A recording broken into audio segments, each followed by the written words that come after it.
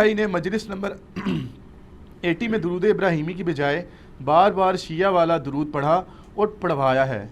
کیا درود شریف کا شیعہ والا ورژن اللہم صلی علی محمد وآل محمد پڑھنا درست ہے؟ اگر درست ہے تو اس کا ریفرنس بھی کسی سنی احادیث کی بک سے ضرور دیں تاکہ کم از کم ہم سنیوں کی تسلی تو ہو جائے. تو آڑی تسلی اللہ ہی کرائے. دیکھو درود بھی انہوں نے سنی درود اور شیعہ درود بنا دیا ہے. دیکھیں ابھی تک تو آپ نے آپ یہ پچھلے دنوں قربانی تھی نا ذوالحجہ کا مہینہ، تو آپ کو پتہ ہے کہ شیعہ کے نزدیک خصی بکرے کی قربانی نہیں ہوتی. تو وہ آپ اگر وہاں جا کے ان کو کہنا تو وہ ان کو کہ شیعہ والا بکرا لینا ہے تو وہ کہیں گے وہ شیعہ والا بکرا وہاں سے آپ کو ملے گا. حالانکہ دونوں بکرے اللہ کے ہیں، اللہ نے پیدا کیے ہیں. ہمارے نزدیک بھی ہے کہ بہتر ہے کہ خصی نہ ہو. میں تو نہیں خصی کی دیتا قربانی، وہ روایتیں ساری ضعیف ہیں. لیکن مجھے درود سے آیا کہ ابھی تک تو بکرے جو ہیں وہ سنی اور شیعہ تھے، اور شیعہ مچھی بھی ہے ایک، اس پہ میرا کلپ چڑھا ہوا ہے. تو اب اگلی چیز آ گئی ہے کہ درود بھی سنی شیعہ. اس حوالے سے تو میں نے اسی مجلس میں ڈسکشن کی تھی کہ یہ جو ہم اگر سلوگن کے طور پہ، نعرے کے طور پہ کوئی کہتا ہے صلاۃ بر محمد وآل محمد اللہم صلی علی محمد وعلی آل محمد، یہ جائز ہے رجز کے طور پہ. یہ نعرے ہیں، ان کے اوپر شریف فتویٰ نہیں لگتا، کیونکہ نعرے تکبیر اللہ اکبر یہ بھی کوئی ثابت نہیں ہے کہ صحابہ کرام ایک بولتا ہو نعرہ تکبیر دوسرا کہتا ہو اللہ اکبر. اور اس طریقے سے نعرہ رسالت یا رسول اللہ یا خلاف دے راجدہ حق چار یار یا آیت ہوگی وابی وابی. تو یہ سارے سلوگن ہیں. ہم بھی کہتے ہیں نہ میں وابی نہ میں بابی، میں ہوں مسلم علمی کتابی، سلوگن ہے. نبی الاسلام بھی رجز پڑھتے تھے میدان جنگ میں، انا النبی لا کذب انا ابن عبد المطلب. اس میں کوئی شک نہیں، میں اللہ کا نبی ہوں، میں عبد المطلب کا بیٹا ہوں، میں جھوٹا نہیں ہوں. تو ہم بھی علمی اس جہادی میدان کے اندر جو ہے وہ نہ میں وابی نہ میں بابی، میں ہوں مسلم علمی کتابی پڑھ دیتے ہیں. وہ محرم کے مہینے میں ہم نے یہ بھی پڑھ دیا صلاۃ بر محمد وآل محمد اللہم صلی علی محمد وآل محمد.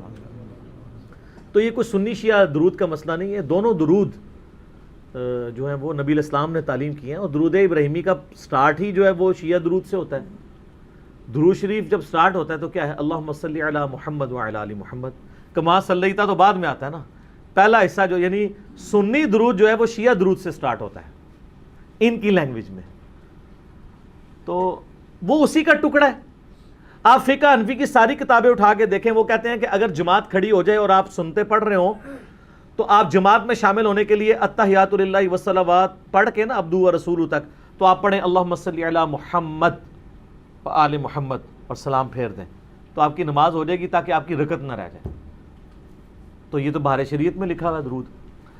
حدیث کی کتاب میں بھی یہ درود موجود ہے. سنن نسائی میں جو یہاں پڑھی ہوئی ہے اور پڑھی ہوئی بھی ہے، انٹرنیشنل نمبر کے مطابق 1292 نمبر حدیث ہے. یہ مجھے زبانی اس لیے یاد ہے، 12 اور 92 دونوں نسبتیں ہیں. 12 ربیع الاول کی نسبت اور 92 محمد کے حروف ابجد ہے صلی اللہ علیہ وآلہ وسلم.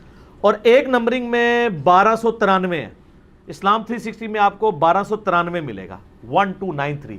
مکتبہ شاملہ میں 1292 کہ زید ابن خارجہ کہتے ہیں رضی اللہ تعالیٰ عنہ، مجھے نبی صلی اللہ علیہ وآلہ وسلم نے اس چیز کی تاکید کی تھی کہ مجھ پر خوب درود پڑھا کرو، اور خصوصاً اپنی دعاؤں میں مجھ پر درود پڑھا کرو. یعنی دعا کی قبولیت کے لیے درود شریف ضروری ہے. اور کہا کرو اللہم صلی علی محمد وعلی آل محمد. بات ختم ہو جاتی تھی. یہ اتنا حصہ نبی الاسلام نے بھی تعلیم فرمایا ہے. تو یہ شیعہ درود سنی درود نہیں ہے. درود سنی اور شیعہ نہیں ہوتا. جیسے وہ سید کہتے ہیں جی سید سنی اور شیعہ نہیں ہوتا، سید سید ہوتا ہے. تو درود بھی سنی اور شیعہ نہیں ہوتا، درود درود ہوتا ہے. تو یہ سنن نسائی کے اندر یہ درود موجود ہے. بلکہ آپ کو پتا ہوگا کہ دارالندلس والوں نے اذکار کارڈ چھاپے نا، تو اس میں انہوں نے ایک اپنی طرف سے درود بنا کے لکھ دیا. تو میں نے ان کو کہا اللہ کے بندو یہ تو درود کہیں ہے نہیں ہے، تم نے اگر مختصر درود لکھنا تھا نا تو تم لکھتے اللہم صلی علی محمد وعلی آل محمد. ان کو پورا خط لکھا.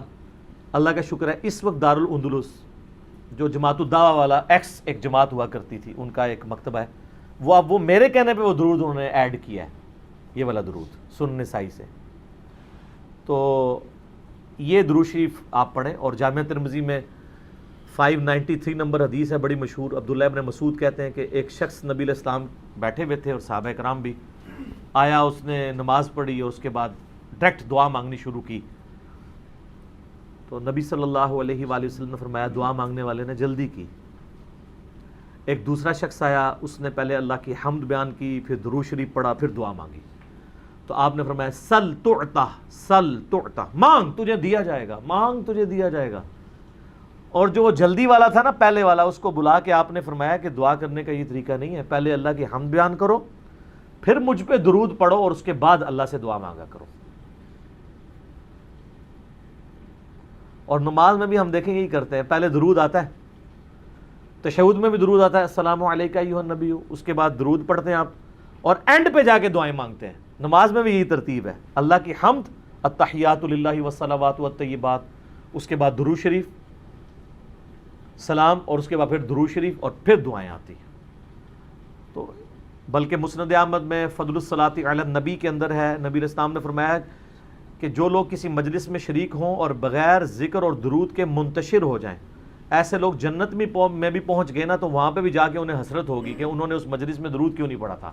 اللہم صلی علی محمد وعلی آل محمد. جامعہ ترمذی میں حدیث ہے, کنجوس ہے وہ شخص جس کے سامنے میرا ذکر ہو اور مجھ پر درود نہ پڑھے صلی اللہ علیہ وآلہ وسلم. یہ بھی ثابت ہے, یہ کہتا ہے یہ محدثین نے ایجاد کیا ہے, نہیں. صحیح مسلم میں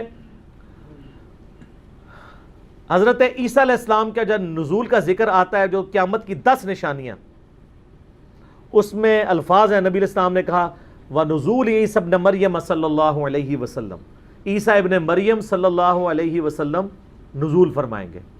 تو صلی اللہ علیہ وآلہ وسلم عیسیٰ علیہ السلام کے لیے نبی صلی اللہ علیہ وآلہ وسلم نے استعمال کیا, تو یہ درود شریف سنت سے ثابت ہے. درود شریف پہ میں نے ڈیٹیل لیکچر دیا ہے, مسئلہ نمبر 56, درود شریف کے صحیح فضائل اور احکام و مسائل, وہ آپ دیکھیں کتنی احادیث میں نے اس پہ بیان کی ہیں. صحیح مسلم میں حدیث ہے, جو شخص ایک دفعہ درود شریف پڑھے گا اللہ اس پہ 10 رحمتیں نازل فرمائے گا. یہی حدیث سنن نسائی میں آتی ہے, اس میں الفاظ ہیں 10 رحمتیں نازل فرمائے گا, 10 گناہ معاف کر دے گا, 10 نیکیاں دے گا, اور 10 درجات بلند کرے گا. 4 چیزیں. اور وہ بڑی مشہور حدیث ہے, ترمذی میں تو روایت اس کی کمزور ہے, المستدرک للحاکم میں بھی صحیح سند سے ہے, اور فضل الصلاۃ علی النبی میں بھی ہے. نبی علیہ السلام ایک دفعہ ممبر پہ چڑھنے لگے, پہلی سیڑھی پہ قدم رکھا, کہا آمین, دوسری پہ کہا آمین, تیسری پہ آمین. صحابہ نے کہا یہ آج کیسا عمل ہم نے دیکھا. تو نبی علیہ السلام فرمایا جبرائیل علیہ السلام میرے پاس آئے تھے. اچھا, صحابہ کو نہیں جبرائیل نظر آئے, آپ کے بزرگوں کو فرشتے نظر آتے ہیں. اور انہوں نے کہا یا رسول اللہ آپ آمین کہے. پہلی سیڑھی پہ قدم رکھ کے انہوں نے کہا اس کی ناک خاک آلود ہو, وہ برباد ہو جائے جس کے سامنے آپ کا ذکر ہو اور وہ آپ پہ درود نہ پڑھے. اللہم صلی علی محمد وعلی آل محمد. تو میں نے کہا آمین, مور لگا دی. دوسری سیڑھی پہ ہلاک ہو جائے وہ شخص جس کو ماں باپ دونوں یا دونوں میں سے ایک بڑھاپے میں ملے, ان کی خدمت کر کے جنت نہ کما سکے. میں نے کہا آمین. اور تیسری سیڑھی پہ ہلاک ہو جائے وہ شخص جو رمضان کا مہینہ پائے اور اپنی مغفرت نہ کروا سکے.